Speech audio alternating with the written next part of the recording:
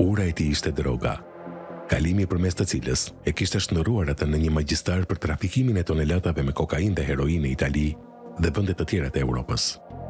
Një sipërmarrje gjigande, e shtrirë në shumë vite që kishte mundur t'i siguronte të ardhurat të jashtëzakonshme, të cilat më pas i kishte investuar në formë kapilare në fusha të ndryshme të biznesit në Shqipëri. Ky është në fakt Visi i Pojës, apo me emrin e tij të plot, Elvis Doçi. Një personazh me rezidencë në qytetin e Durrësit, por që kishte krijuar në mënyrë të habitshme lidhje interesante me kartelet e drogës në Amerikën e Jugut, që e furnizonin vazhdimisht me lëndë narkotike, të cilën më pas ai e negocionte kryesisht në tregjet italiane. Drejtuesi një grupi të gjerë antarësh, të cilët punonin për të dhe i përgjigjeshin urdhrave që ai u jepte. Një personazh që deri dje ishte i përfolur, por asnjëherë nuk ishte goditur nga autoritetet.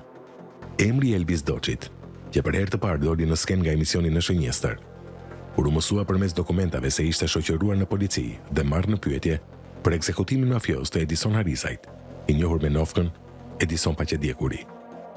Edison Harizaj, që ishte nisur drejt Durrësit për të vjel një gjop që dyshohet se Emiliano Shullazi ja kishte vënë xhep det troptinit, dajës së Elvis Doçit, dhe pikërisht atë mbrëmje u qellua për vdekje.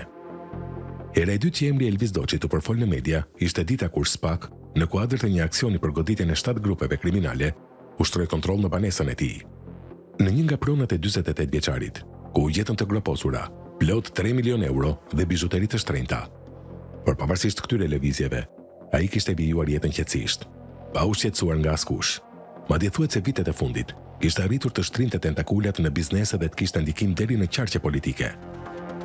Një operacion i prokurorisë së posaçme dhe antimafjes italiane, që çoi në pranga 42 nga 52 personazhe të rëndësishme të botës së krimit që operonin në të dy vendet. Elvis Doçi, që ja doli që shpëtonte prangave, por jo urdhër arresteve, ku sot për llogaritë e tij janë firmosur 2 urdhër arreste, një nga antimafja e parit e një tjetër nga SPAK. Një grup kriminal që sipas Eurojust vepronte nga Durrësi dhe ishte përgjegjës për transportin dhe shpërndarjen me shumicë të sasisë së madhe të kokainës, heroinës dhe kanabisit të trafikuar midis Ballkanit, Europës Veriore, Amerikës së Jugut dhe rajonit të Puljas në Itali.